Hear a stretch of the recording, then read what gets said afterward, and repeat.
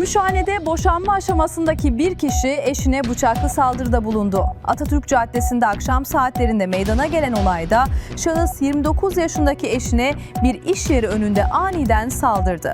Güvenlik kamerası görüntülerinde saldırganın kadını defalarca bıçakladığı anlar kaydedildi. Çevredeki esnaf ve vatandaşlar hemen müdahale ederek saldırganı meyve kasalarıyla etkisiz hale getirdi. İki çocuk annesi kadın ilk müdahalesinin ardından hastaneye kaldırıldı.